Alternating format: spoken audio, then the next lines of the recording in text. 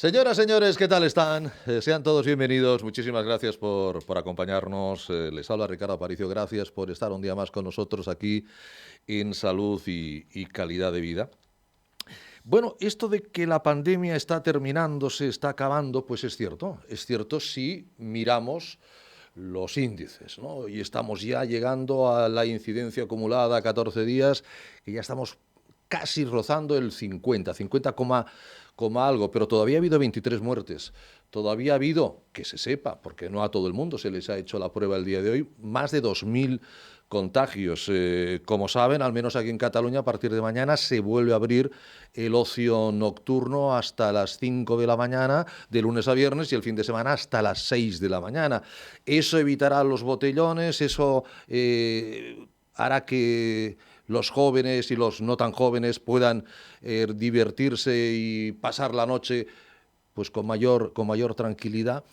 Digo todo esto porque a pesar de que ya efectivamente, gracias sobre todo a las vacunas y que, bueno, pues nos hemos planteado el superar la COVID, luego van a quedar otros muchísimos temas. Esto es como una gran crisis de salud que nadie de los que estamos en el planeta Tierra la habíamos vivido, una situación médica como la que se ha vivido desde marzo de 2020 y que nos va a llevar a problemas económicos, por un lado, gente que cerró su trabajo en el mes de marzo de ese año 20, que no lo ha vuelto a abrir, personas que están en ERTES y que no saben si al final van a acabar en ERES. Todo eso crea ansiedad, crea una problemática, la convivencia de familias que se han visto ahí en un confinamiento, viviendo en una casa que a la vez era despacho, que a la vez era aula, etcétera, etcétera. Y se está hablando mucho de que ahora va a venir los problemas de salud mental, que ahora van a venir otra epidemia. Las personas con la que estaba cayendo, pues, hombre, pues si tenía alguna pequeña problemática de ansiedad, de angustia, pues no se atrevía a ir porque además la atención primaria también se había aplacado. Los jóvenes, los adolescentes son los que más la han padecido. Yo creo que le hemos padecido absolutamente todos, pero cada uno a su manera, ¿no? La gente mayor, desgraciadamente, al principio fue la gran afectada y lo sigue siendo porque no puede estar en contacto con sus hijos, no puede estar en contacto con sus nietos, y los que somos hijos y los que somos padres, pues también nos ha pasado un poco lo mismo. Pero hemos sido jóvenes y vemos todas esas imágenes. ¿Qué pasa por la cabeza de los jóvenes? ¿Qué pasa por la cabeza de los niños? No únicamente ahora que hay COVID, sino cuando no hay COVID. Creo que el día 10 de este mes se celebra el Día Mundial de la Salud Mental. Es una excusa fantástica para hablar hoy de este tema. Gracias por acompañarnos, bienvenidos, empezamos.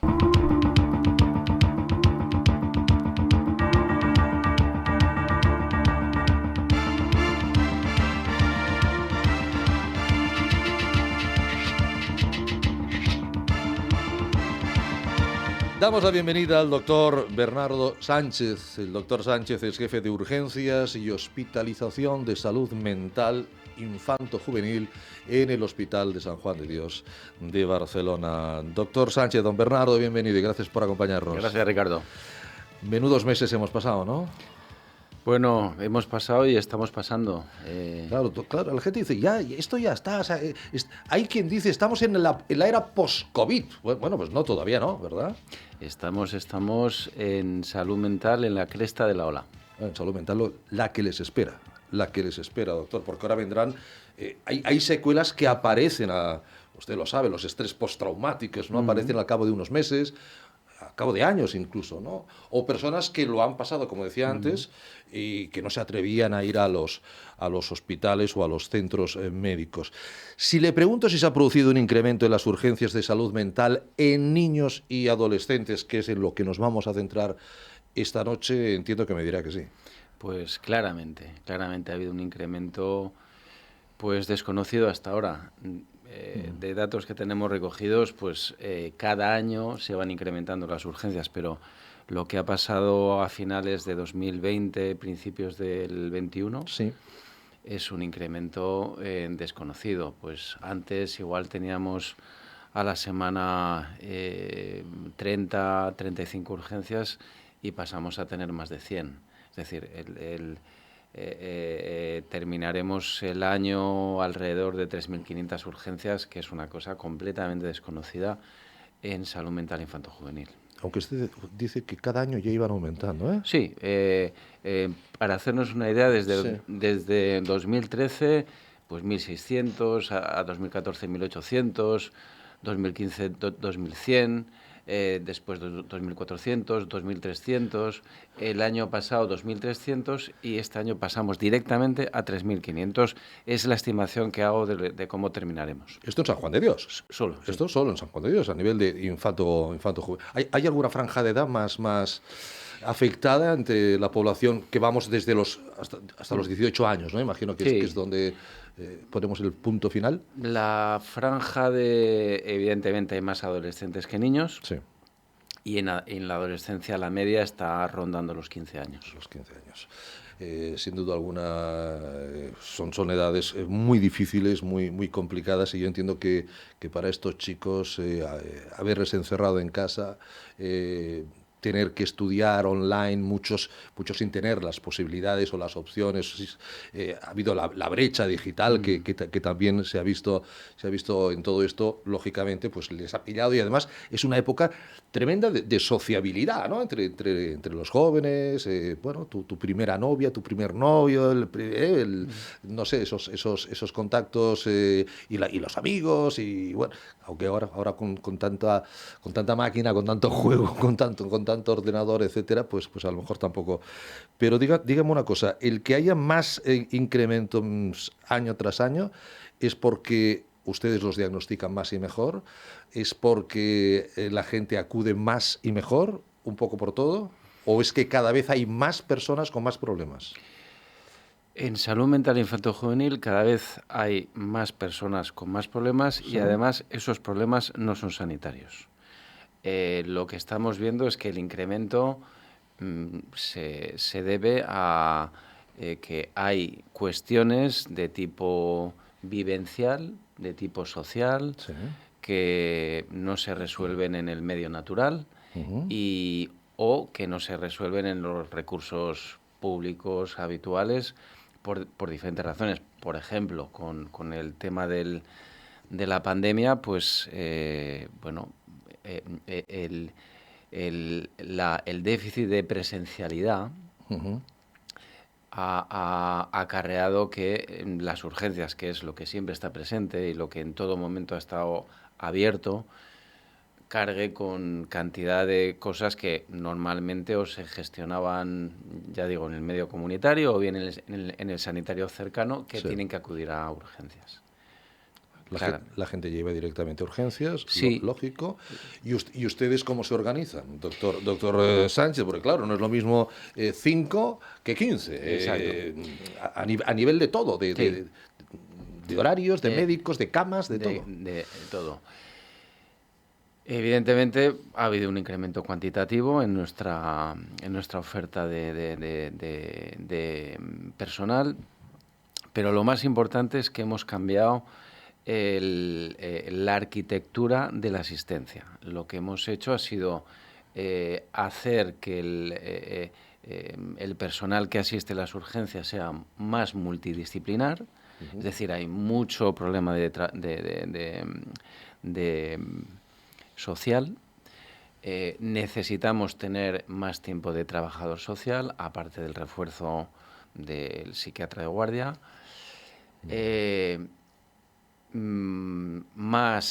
Incluimos incluso a personal docente para consultar temas que acuden a urgencias. Es decir, el abanico de problemáticas se amplía, por lo tanto nuestro abanico de cualificación se tiene que ampliar. Eso por un lado. Y por otro lado, lo que hemos intentado es hacer una gradación desde el hospital, que es el lugar donde hay que estar lo menos posible, a la casa de la gente. ¿Qué es lo que, pues por ejemplo, teníamos camas en unidad cerrada, nosotros en concreto tenemos 15, Ahora tenemos camas en unidad abierta, es decir, donde los padres pueden estar con los hijos. La hospitalización parcial, que es donde, es decir, los niños pernoctan en casa y vienen a hacer su tratamiento todos los días. Tenemos modalidades de hacer hospital de día focal, es decir, pues a lo mejor vienen 2 días y el resto van al cole. Y finalmente lo que estamos intentando es hacer ingresos con familias para que sean rápidamente derivados y vinculados con el medio, y desde ahí hacer incluso ingresos domiciliarios. Desde urgencias igual, hemos ideado una fórmula para hacer continuidad de las urgencias en niños que no pueden conectar por diferentes causas con el medio que les toca, mediante, pues, como si fueran lanzaderas que hacemos con visitas en casa, con visitas telemáticas, para conectar. Es decir, del hospital para afuera. Esa es la arquitectura que hemos desarrollado, junto con que hay más gente que sabe de más cosas. La psiquiatría del presente y del futuro está también en acudir a los domicilios de las personas con problemáticas, siempre y cuando las personas acepten, ¿no? Que se entre en su intimidad de su hogar, con todo el respeto, es decir, personas escogidas. Lo digo porque en unos programas que hacemos exclusivamente para profesionales de psiquiatría, Psiquiatría Today, compañeros suyos del Hospital Clínico, hablo de adultos, lo estaban empezando a implementar y aplicar.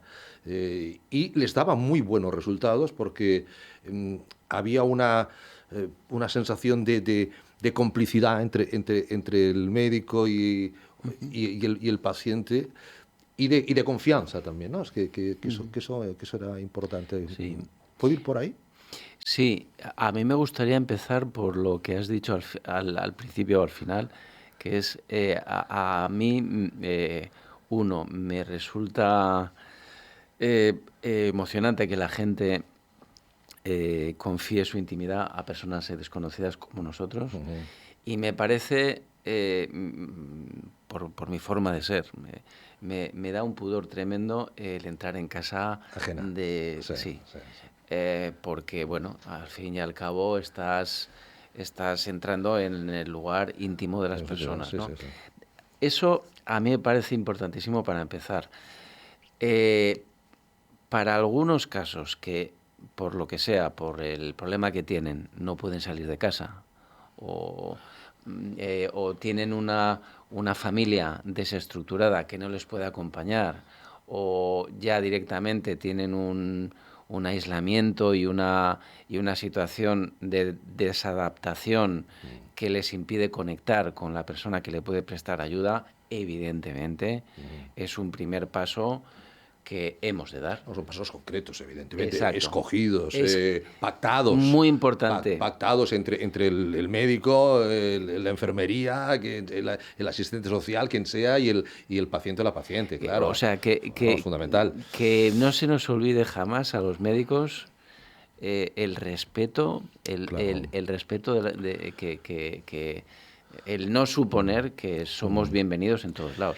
Además, claro, usted es el jefe de urgencias y hospitalización de salud mental infantil y juvenil del Hospital de San Juan de Dios. No es un hospital cualquiera, es un hospital de absoluta referencia en toda España, en toda Europa, diría yo, y que cuando hay un problema grave de algún pueblo, de alguna ciudad, o de fuera de la propia Esplugas, que es donde están ahora, ¿no? Para que no se enfaden, de Barcelona Esplugas.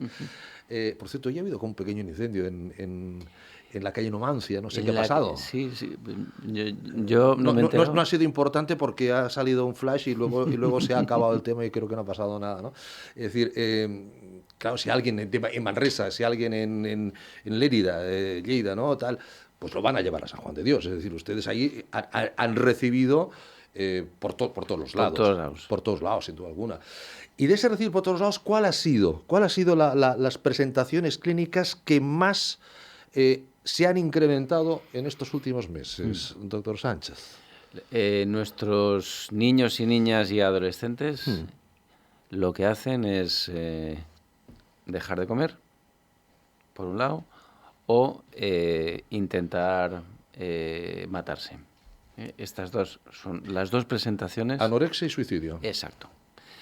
Eso es la carta de presentación, ha deformado completamente el panorama de la patología que recibimos y se ha hipertrofiado completamente. Es decir, si antes teníamos, pues no sé, hoy por ejemplo, de 15 camas que tenemos, pues tenemos a 26 ingresados y de esos 26, pues 14 son niños y niñas, pero sobre todo niñas que no comen.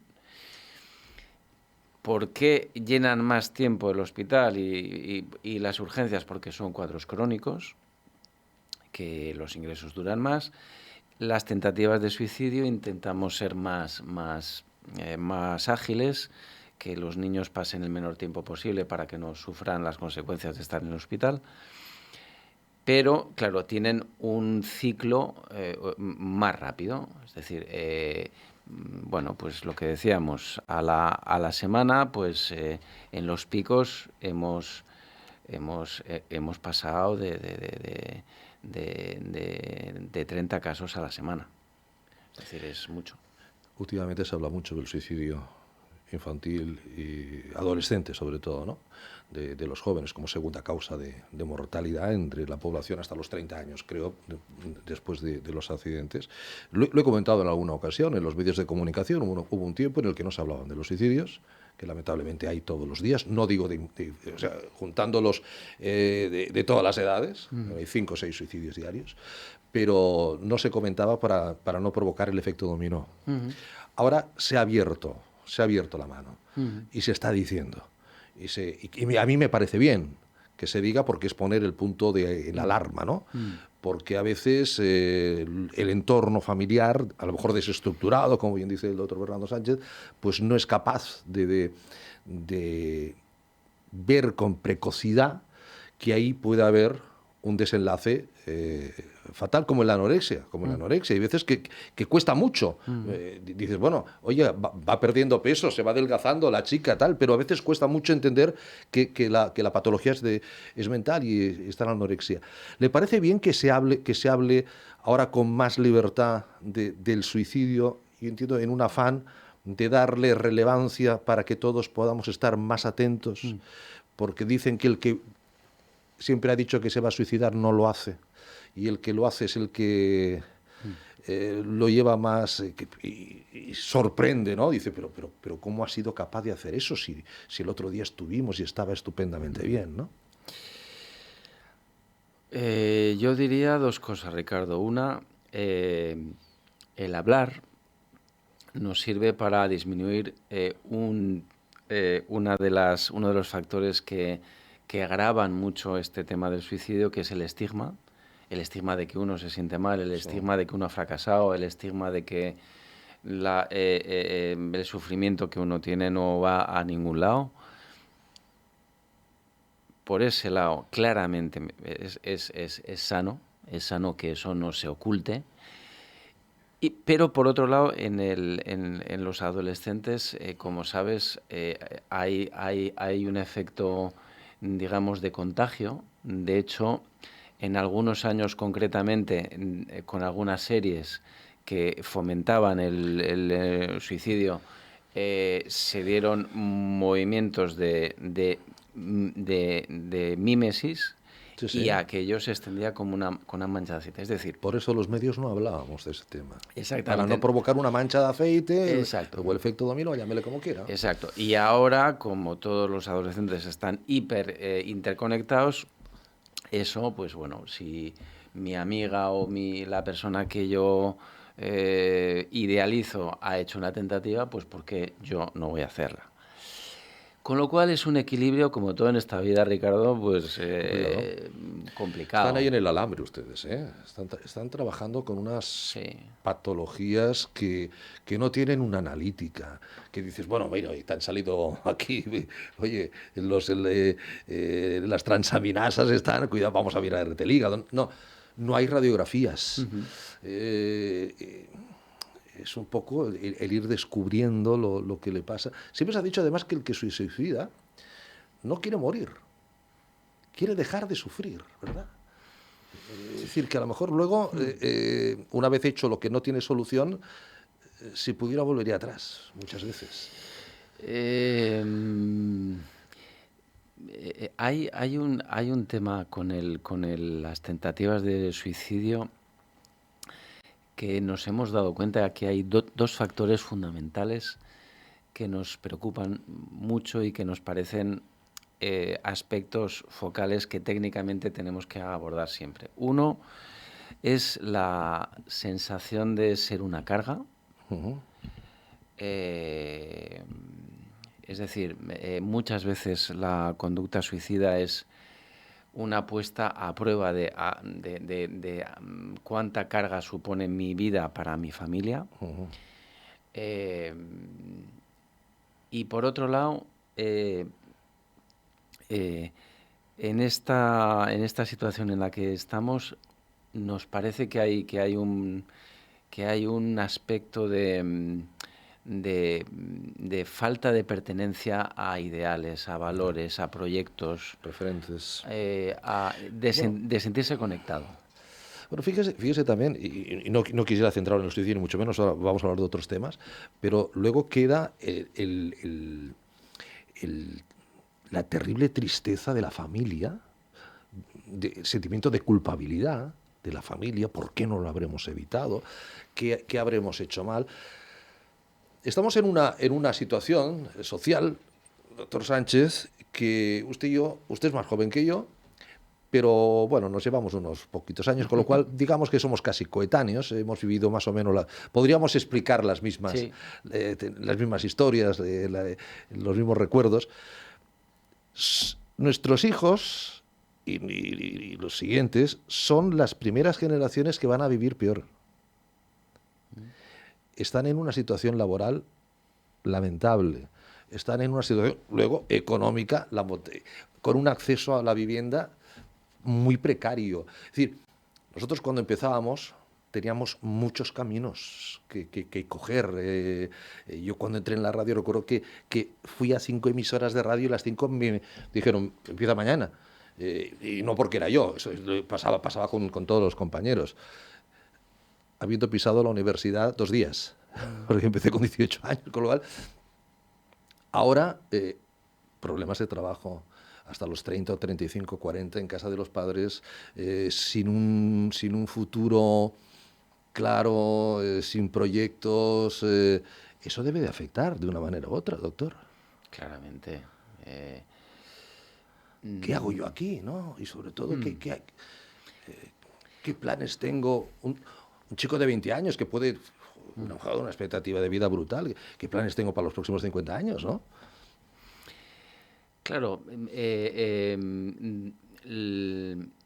lo que pasa que para poder analizar y poder abordar ese problema, porque evidentemente eso es un lastre, ¿no? Pero como todos los lastres, nos diferenciamos básicamente no en las cosas malas que nos pasan, que son parecidas, sino cómo las gestionamos.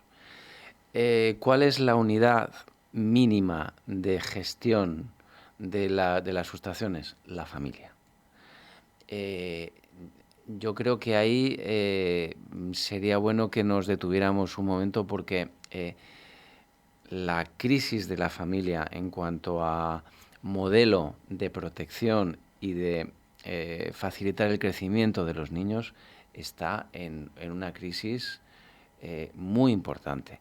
Esta crisis, los adolescentes la ponen encima de la mesa con las tentativas de suicidio. Y ojo, que como decía Ricardo, ojo con la frase de que esto es para llamar la atención. Sí. No porque no sea para llamar la atención, sino porque precisamente si llaman la atención, al menos es un pretexto para poner algunas cosas encima de la mesa, que si no, no se pondrían. Nosotros cuando entramos, pues bueno, se van viendo situaciones que han podido ir generando el caldo de cultivo que ha provocado eso.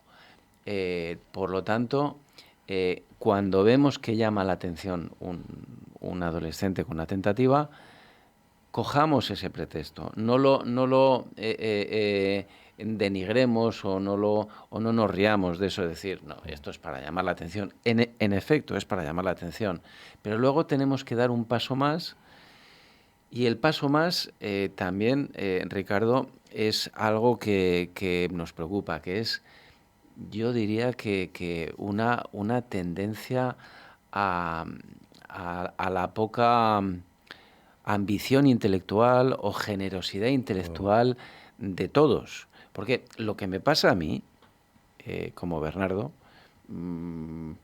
si yo te hubiera mirado a ti, Ricardo, lo hubiera visto hace 3 años. O sea, pero la situación de ahora es muy fragmentada. Uno se mira lo suyo, no intenta ver que eso que le está pasando tiene que ver con otras cosas que realmente son el porqué de lo que le está pasando. Esa ambición tan ingenua de aprender, de no quedarte en el tema, ¿no? Y para nosotros es básico, porque creo que eres aficionado al fútbol. Sí. O vives aculado a la portería, Sí. quejándote o intentando no perder, o vives cerca de la portería contraria intentando hacer y relacionarte y desarrollarte. Cuanto más cerca estemos de evitar el suicidio, como una cosa que es lo que tenemos que evitar, más lejos vamos a estar de poder dejarlo atrás y hablar de otras cosas que están ahí. La vida es muy complicada, ¿eh? La vida es muy complicada. La familia siempre ha sido el núcleo de todo, el núcleo de la sociedad. Yo ahora no quiero entrar en valoraciones políticas, porque esto es muy fácil, la línea es muy débil. Pero por lo que usted dice, doctor Bernardo, al menos desde Bernardo Sánchez, desde el punto de vista médico, desde el punto de vista científico, sin entrar en ningún otro tipo de consideración y valoración, la familia convencional era la familia que aportaba a lo mejor una mayor estabilidad mental a la sociedad. Bueno, sí.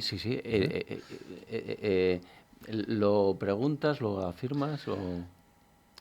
Es medio pregunta y medio afirmación. Es medio pregunta y medio afirmación. Justamente, yo pongo... a mí me gusta como definir como 4 campos, ¿no? Si definíamos a quien no le guste el fútbol le gustará pues otra cosa, pero si pusiéramos un campo de juego en 4 cuartos, Sí. y dijéramos, el primer cuarto del campo de fútbol es el campo de la higiene, el campo de haber descansado, de estar limpio, de estar ubicado, ¿no? Uh-huh. El segundo cuarto sería como el campo, la zona del campo de estar organizado, de pertenecer normalmente, como decías, a una familia con sus hábitos, con sus tradiciones, con su estructura. Ahí estaríamos en el segundo cuarto. El tercer cuarto sería... a mí siempre me han gustado los 3 cuartistas, que es el campo de la imaginación, de la creación, de la táctica, de cómo ir hacia adelante, del compromiso, de la pertenencia. Es decir, más bien de la estructura ya, pero ya de la función, de la capacidad de hacer metáforas. Y por último, lo más difícil es ya el killer, el goleador, es la parte de la trascendencia, cuando aquello que te ha ido pasando y que tú puedes conectar con una persona de, no sé, de Pekín, uno de África, uno de... salir de todo eso y empezar a pensar que lo que a ti te ha pasado y el juego que has desarrollado puede ser útil y puede servir, y a ti te pueden usar. Lo importante en toda esta situación de la salud mental, Ricardo, yo siempre digo una cosa, saliendo de lo personal y yendo a lo común. Ahí no te pierdes nunca. Claro. Doctor Sánchez, lógicamente, estamos pensando continuamente, al menos la cabeza no para. Son cosas íntimas, como decíamos antes también, ¿no? Cuando uno le duele el estómago, va al médico. Si uno tiene un problema coronario y va a urgencias, que clarísimamente. Pero ir a urgencias por un tema mental y que a lo mejor tú niegas eso, es complicado. Es decir, que les lleguen a ustedes estas personas en el momento idóneo, apto, en los primeros estadios, al principio, yo entiendo que es complicado. Porque la gente primero lo niega, los jóvenes, porque el estigma que esto supone, como yo no estoy bien, yo no tengo ningún problema ni de ansiedad, ni de depresión, ni de intentos de suicidio, ni de anorexias, ni de bulimias. ¿Sabes? Entonces, alguien les ha de llevar, alguien les ha de arrastrar prácticamente. Deben de ser los padres, supongo, en la mayoría de ocasiones. A lo mejor algún amigo, alguna amiga, el novio, la novia, no lo sé. Pero debe costar que se sienten ante usted y externalicen, verbalicen una problemática que entienden que pueden tener, claro, porque tampoco se han autodiagnosticado. Bueno, lo más importante es aproximarse con mucha prudencia, ¿no? Yo antes te comentaba, Ricardo, como estas 4 familias que te comentaba antes, yo también veo como 4 tipos de estigmas. Hay uno que es el estigma de la vergüenza, Claro. del fracaso, de pensar cómo la he cagado, ¿no? Qué mal estoy. ¿Y qué van a decir mis amigos, mis compañeros, mis colegas? Eso. Que voy al psiquiatra, madre de Dios. ¿No?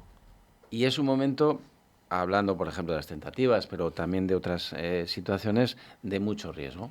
Porque en ese momento estás completamente solo, ¿eh? Es como si tuvieras un ruido ensordecedor y es un momento, como decimos, de atrapamiento. Ese estigma es un estigma que pesa para ir a consultar. Después está el estigma de sentirte una carga, es otro estigma distinto. De pensar, bueno, voy a ir, me tienen que llevar, estoy molestando, bueno, es un estigma de ser una carga. El tercero es el estigma de que me da la impresión de que tal como estoy, a mí no me van a pasar el balón. Ya. No me van a considerar. No formo parte de un equipo, no formo parte de un plan, ¿no? No tengo un ideal, no me dan una camiseta con un dorsal. No, voy a ser el suplente y nunca voy a saltar al campo, ¿no? Como si fueras la camiseta fantasma, ¿no? Sí. Y por último, el estigma de pensar que lo que te ha pasado es estúpido, que es estéril completamente, que ese sufrimiento no le va a interesar a nadie. Cuando lo que decíamos es básico, el sufrimiento de cada uno, si lo pueden ver el resto, van a aprender. Es complicado, ¿eh? Cuando a uno le duele algo, pensar que eso va a ser útil para los demás, pero es empezar a pasar de medio campo. ¿Cuántos jóvenes, no? Cuando se cierran en su habitación se ponen a llorar, por ejemplo, empiezan a elucubrar, y el padre o la madre, ¿qué pasa? No pasa nada, no pasa nada. Es decir, son problemas. ¿Qué piensa un psiquiatra del nivel del doctor Sánchez en el Hospital San Juan de Dios con los adolescentes cuando ve las imágenes de los botellones?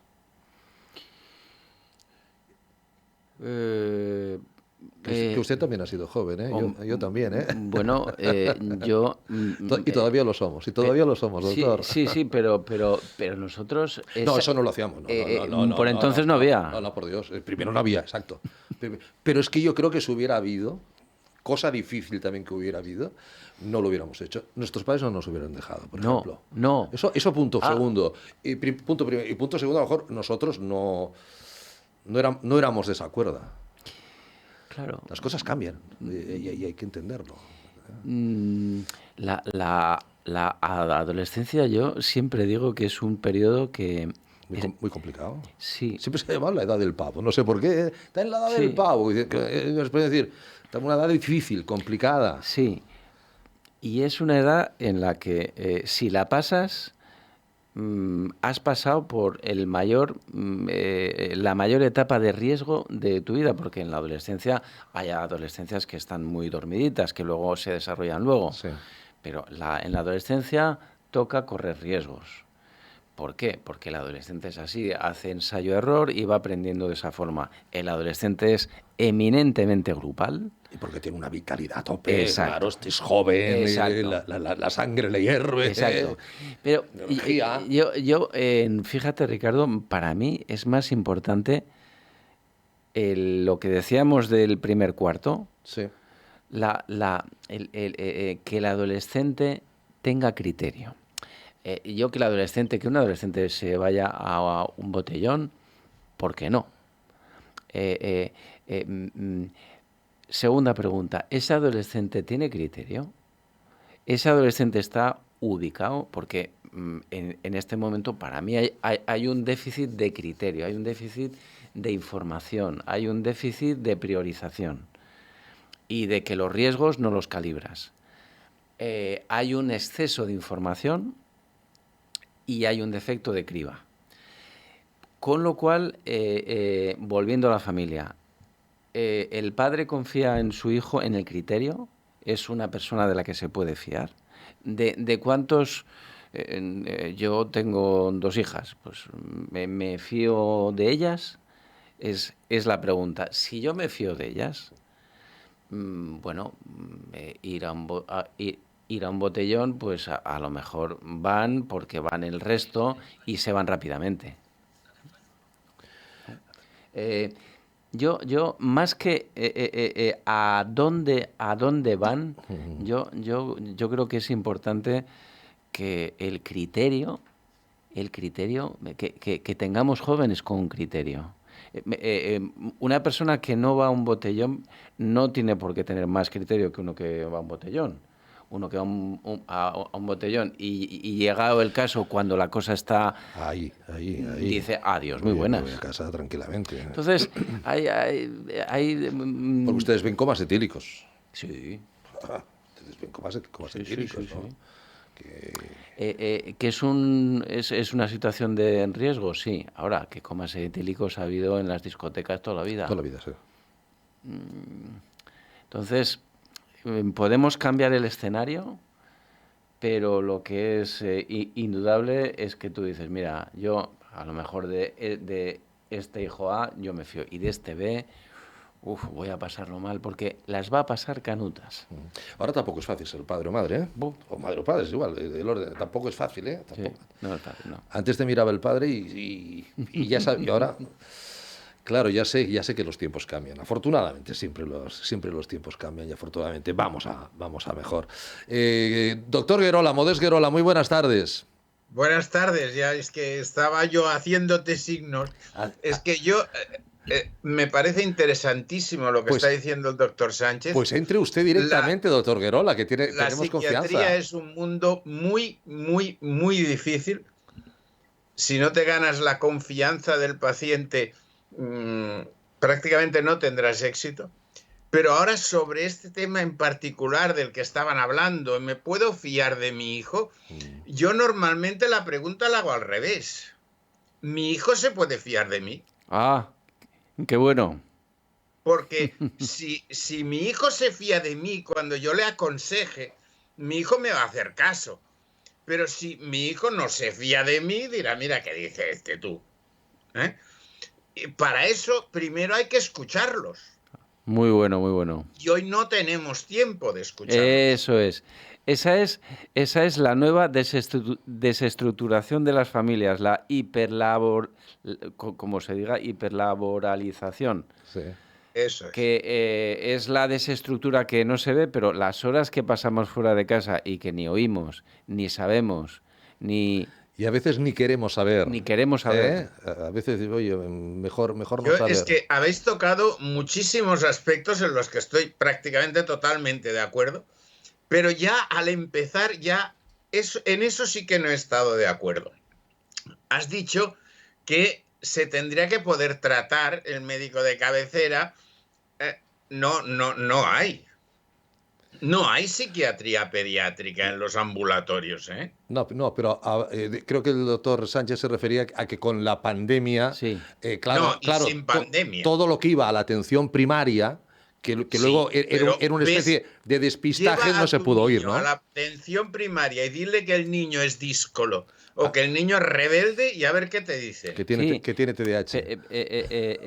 Pero fíjate, el tema de la presencialidad, ahora que estamos en el mundo digital y el mundo de las videoreuniones y todo eso, Esto es la- horrible. claro, pero hay determinadas áreas, por ejemplo, los trastornos del comportamiento de la alimentación, que es esa, Sí, señor. que es esa confusión maligna que existe entre la propia integridad, la identidad de imagen, las expectativas sociales, esa confusión bestial que tienen los pacientes con este problema, esa deformación del espejo cuando estás completamente solo, sin nadie que te haga de espejo para poderlo Sin una corregir. referencia, sí, Claro, señor. las patologías TCA, perdón, que empiezo con las siglas, de trastornos del comportamiento alimentario, con el confinamiento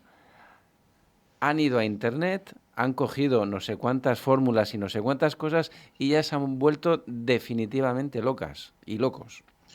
Porque la presencialidad, el ritmo, las cantidades de psicólogos y psiquiatras han hecho teletrabajo durante mucho tiempo, las tentativas de suicidio que implican un ver a alguien, estar cerca de alguien, el convocar el compromiso de alguien, es muy difícil. Los adolescentes no están Pero acostumbrados. fíjate, yo abogaría por una asistencia antes de que se presente ese cuadro que te llevará el paciente a ti. Ujú. ¿Mm?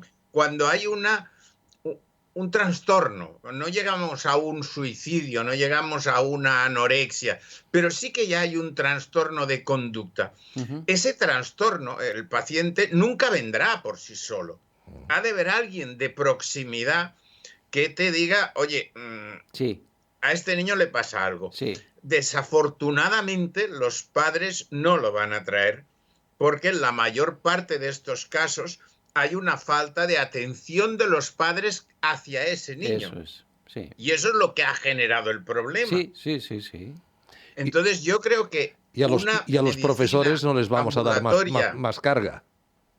una medicina de cabecera que vea al niño porque lo van a vacunar, por lo que sea, que ya clicha un poquito cómo le responde a los padres, qué actitud tiene y sobre todo, si hubiera un buen servicio de psicología en las escuelas que captaran a esos niños que tienen conductas que los ves. Bueno, Eso podría ahorrar muchos problemas.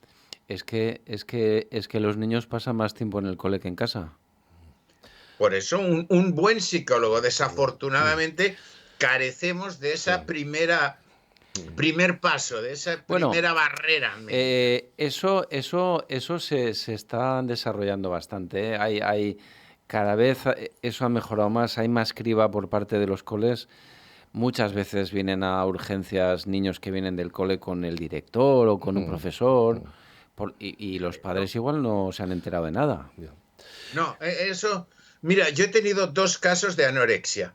Yo siempre que tengo un paciente que sufre un caso, naturalmente llamo a uno de los psiquiatras con los que estoy en contacto, les presento el caso y si ellos me dicen, oye, ese paciente te tiene mucha más confianza a ti que no a nosotros, trátala tú, pero naturalmente con su supervisión y su desarrollo. En los 2 casos que he tenido, la solución ha sido separarlas de la familia. Ajá. Permítame, doctores, porque le he prometido 5 minutos y no molestarle más, porque está en un congreso, el congreso más importante de nutracéuticos, de alimentación, de plantas medicinales. Es nuestro habitual y querido profesor Josep Allué Creus. ¿No lo tenemos? Ah, pensaba que lo teníamos. Me habías dicho que lo teníamos, Aleix.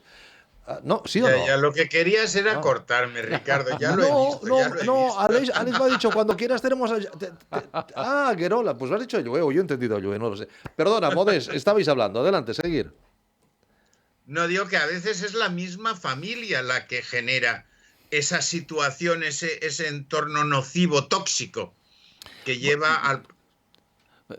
Sí, con el confinamiento, porque el confinamiento ha sido una experiencia Traumática. De laboratorio, porque Ujú. nos han colocado como ratones en una situación en la que no habíamos estado jamás. Y resulta que al principio los profesionales de la salud mental estábamos de luna de miel con aquello porque decíamos, hombre, qué bien, padres e hijos nunca han estado tanto tiempo juntos. Es verdad. Se cuidan, se miran, se tal. Han tenido tiempo de hablar, De eso. de conocerse. De conocerse, de decir, hombre, pues, bueno, tenemos que decir la cara oculta, la cara de sombra de la luna, los abusos en intradomicilio se han disparado. Dos, con el funcionamiento que he comentado antes de los cuartos, que es que va desde ti y tu familia para pasar a la sociedad, porque la familia no tiene sentido si después no se da un paso, es decir, el niño y el adolescente, si no pasan hacia otro lugar, ha habido un fracaso, es decir, un adolescente no se puede quedar en casa. No, tiene que crear su familia. Exacto. Y el experimento es que si te quedas mucho en casa, la experiencia es tóxica. Es como cuando tienes que pasar de estación y no pasas, te quedas ahí. Y dices, ¡ay, pues qué bonito todos juntos! No, porque la modulación social a la familia y la oportunidad de poder desarrollar en la sociedad los valores que la familia, los valores para los que te está preparando, no se produce. Es como el coche que está a punto de salir de boxes, pero no sale nunca, ¿no? Y eso, el efecto que ha tenido de hiperpresencia y de poca ventilación de lo que pasa en el domicilio ha sido sorprendente. Y eso de que la familia te está preparando, permítemelo que lo ponga entre Bueno, en paréntesis, ¿vale? teoría, Porque, no, pero la teoría falla, ¿eh? pues para eso estamos. Desafortunadamente, ¿cuántos niños quien les está preparando es el teléfono el teléfono móvil? Los Hostia, amigos, las ya. experiencias que cogen, los padres, ¿cuánto rato dedican a hablar con sus hijos? No se les está preparando. Y esos falsos amigos que consiguen a través de las tablets esas, como se llamen, ahí viene el problema. Con un amigo, ¿qué podemos hacer? Ir a emborracharnos. Claro. Podemos hablar de algo, podemos jugar a algo físico, no jugar al rol ese de los videojuegos. Podemos jugar al domino, podemos jugar al tenis, no existe. No. Y digo, en muchos casos, gracias a Dios, hay una parte de la población que va muy bien encaminada y una juventud maravillosa que van muy, muy bien encaminados. Pero desafortunadamente tenemos otra gran parte que es un desastre. Yo creo que es importantísimo, en Modest, que veamos todo el desarrollo infantil y hasta la adultez como una secuencia, como una carrera de postas que uno va pasando el testigo a otras fases y cada fase, si la anterior no se ha gestionado bien, es un fracaso. O sea, cuando eres pequeño tú te nutres de tu familia, emocional, en cuanto a grupo, en cuanto a valores, en cuanto a hábitos, en cuanto a todo. De ahí vas pasando a otras cosas. Cuando esas cosas funcionan mal, vuelve a la casilla de antes, porque algo de ese hilo no está bien gestionado. Y luego también es verdad que para no dramatizar, bueno, hay cantidad de personas, como sabéis, con una resiliencia impresionante. Le pueden pasar cantidad de cosas o desgracias o haber vivido en una casa con unas miserias tremendas, no digo miserias económicas, sino de otro tipo. Son gente que ha sabido buscar ayudas, elementos alternativos. Somos las alternativas. No. Para mí el mayor problema de este tipo de situaciones es la victimización. Es la situación en la que tú te crees que no tienes alternativas o te han hecho creer que no tienes alternativas. Ahora vamos bien. Ahora vamos bien, porque fíjate lo que dicen en la televisión. A los jóvenes les dicen, no hay trabajo, no vais a encontrar trabajo, nuestra juventud no tendrá piso, nuestra juventud es completamente negativo. No hay un aspecto de decir, oye, si mejoramos la formación. Modest, es que si hoy mismo el presidente del gobierno acaba de aprobar, dice, 400 euros a los chicos para poder comprar, entre otras cosas, libros. Es decir, es una demostración de que tu querido gobierno, te lo digo entre comillas... Ricardo, estas ayudas ya sabemos cómo se dan. Pero para tú tener esa ayuda... Pero se le está dando un mensaje de que necesitas que te apoyen. No, pero además tienes que presentar el no sé qué de nacimiento, que si la residencia, que si los ingresos del padre, que si no sé qué, que si... Al final... Hay tantas cosas que tienes que tener para que te den la ayuda... Que no te la dan. Que no te la dan. Esto ya ha pasado... Oye, a mí me gustaría... Es que nos quedan 7 minutos aproximadamente. El doctor Guerola, doctor Sánchez... fue un gran experto digo fue porque ya no se dedica, tema de marcapasos, implantó marcapasos de niños recién nacidos. Es decir, que, vamos, salían del paritorio e iban al quirófano donde estaba el doctor Guerola. No salían ni del paritorio. No salían ni del paritorio. Es decir, pero un niño que sabe, una niña, que sabe que lleva un marcapasos y que sabe que, entre comillas, va a tener unas problemáticas cada vez, afortunadamente, menores, pero eso psicológicamente también, cuando tienen conocimiento, uso de razón, de que tienen que tener unos cuidados, digo marcapasos, podríamos decir otras patologías, eso también influye para la aparición de otras patologías mentales, como unas depresiones, como unas ansiedades, como un yo no puedo ser como los otros chicos o chicas. No, en mi caso no. Yo tengo estudiados niños, los recién nacidos, que los he seguido desde que nacieron. Que ahora tienen 30 años. El primero fue en el año 91, o sea que ya tiene unos cuantos añitos. 30. Y no han tenido, y dicho por psiquiatras, no dicho por mí, no han tenido ningún efecto negativo por el hecho de llevar marcapasos. Eso sí, desde el inicio establecimos una línea de decirle al niño, aquí no pasa nada. O sea, en vez de tener un nervio biológico, mensajes positivos. Pues lo tienes metálico. Sí, pero eres como cualquier otro. Sí, pero... Y tenemos ya tres concretamente, que han tenido hijos absolutamente normales. Una jugadora de voleibol, el de la selección española juvenil, un jugador de balonmano, otro que ha jugado con el Fútbol Club Barcelona, o sea que otro nadador. Yo ahí, si me permitís, Ricardo y Modest, claro, más que no pasa nada, si tú dices que no pasa nada, es que luego termina pasando.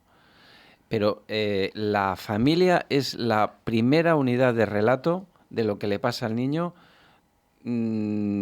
desde que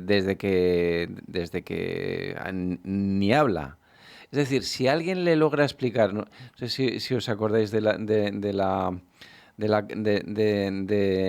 película aquella de La vida es bella, sí, que está el padre con el niño en un campo de concentración, pues sí, ese señor, vaya peliculón, consiguió explicándole, o sea, algo dramático, traumático, horrible, mediante la narrativa que ese hombre hizo. En un campo de concentración. En un campo de concentración. Cuidado, No estamos hablando de un marcapasos. No. Si tú eres capaz de hacer un relato en el que vayas haciendo que el niño sea protagonista. Pero era cambiarle la realidad totalmente al niño, ¿eh? Claro. Sí, pero le hizo protagonista. Sí. No le hizo víctima. Le hizo protagonista de todos aquellos juegos y locuras que él se inventó. Pero gracias a eso... Tienes toda la razón. Sí. Toda. Pero ten en cuenta que yo he estado atendiendo y tratando a los padres durante 3 meses antes de ponerle el marcapasos al niño. Ahí está, ahí está. Preparándolos. Porque la madre está embarazada sabiendo que lleva un niño que se le puede morir en el momento de nacer porque tiene una arritmia cardíaca. Ahí está. Entonces, yo he tenido que hablar con los padres y tratarlos, no solo para que pudieran pasar ese final de embarazo dentro de lo posible con el mínimo de angustia, sino para además prepararlos, que al niño lo tendremos que operar, pero le tendremos que volver a operar al cabo de un año porque habrá crecido y habrá que... O sea, hay un trabajo previo con los padres y naturalmente con los niños no he sido yo, han sido los padres. Ahí está. Que han ido tratando a ese niño como un niño como cualquier otro. Eso es. Pero volviendo a la película, al final el padre muere, lo asesinan y el niño vuelve con su madre. Y está hundido, ¿no? El padre, claro, ese padre es un artista de padre. Ojo. El padre es de sombrero y de banda de música. A mí lo que me gustaría es que esa película hubiera tenido una segunda parte con el niño de adulto. Ahí va. A ver qué recuerdos de su padre y qué recuerdos de aquel infierno del Auschwitz o donde fuera. ¿Y cómo no se le ha ocurrido a nadie a hacer esa segunda parte? Nadie me preguntó, Bernardo.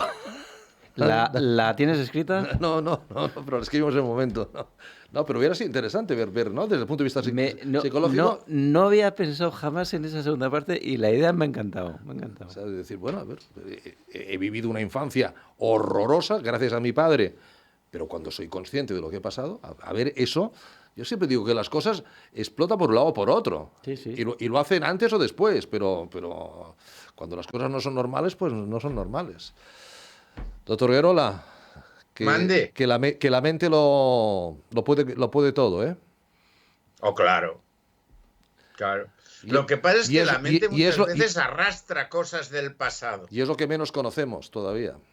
Y sobre todo cuando no tienes, como muy bien ha dicho el doctor Sánchez, cuando no tienes ese apoyo, ese recolzament, que llama aquí Cataluña, de los padres o de esa persona próxima, cuando te encuentras perdidos, cuando además ves por la televisión todo lo que están diciendo. Yo creo que el primer problema es la sociedad en la que vivimos. Hoy ha habido otro tiroteo en un colegio de Arlington, en Estados Unidos. Ese es otro mundo. Otro mundo, bueno, pero... Ese es otro mundo. Pero cuidado, o sea... Hombre, en Estados Unidos, y tú lo sabes que has vivido allí, se te enseña que has de estar protegido por si acaso, como si el enemigo fuera tu vecino. Claro, tú llevas la pistola no para disparar, sino para defenderte, claro. ¿Para defenderte de quién? ¿De tu vecino? Porque lleva pistola y se le puede ir la... ¿Entiendes? Y claro... Sí. Ese es otro mundo y otro tema. Aquí vivimos otra realidad, mejor en muchos aspectos, peor en otros, pero es otro mundo y otra realidad. Y lo que ha cambiado mucho es la relación padres-hijos. Sí. Eso sí. Ha cambiado mucho y no sé si para bien o para mal. Yo siempre digo que avanzamos para bien, no sé en este caso si para bien o para mal, pero que la relación es distinta, es diferente, que ahora sí hay unas actitudes y unos comportamientos que antes eran absolutamente impensables. Eso no sé de qué manera provoca o no, ayuda o no a todo lo que hemos estado comentando durante estos No ayuda. No ayuda. Bueno, pero hay que analizar paso por paso, ¿eh? Sí, claro. Porque... Y cada uno es distinto. Sí. Doctor, es que se nos ha ido el tiempo. ¿A dónde? Al pasado, doctor Guerola. Se nos ha ido el tiempo a la segunda parte de que no es el título que le pondrías tú a la segunda parte de la película. Esto es un reto para ti, ¿eh? A ver. De La vida es bella. Bueno, ya no lo sé. Doctor Guerola, un abrazo. La semana que viene estamos de congreso, nos vemos la otra, ¿vale? ¿De acuerdo? Un fuerte abrazo. Mucho gusto, Modest. Igualmente. El gusto ha sido nuestro también de tener al doctor Bernardo Sánchez, al que le agradezco muchísimo que haya estado aquí y que sabe que puede volver cuando quiera. Genial. Un abrazo, Bernardo. Gracias, Ricardo. Gracias, Aleix Alari. Les habló Ricardo Aparicio. Cuídense, mañana volvemos. Buenas noches.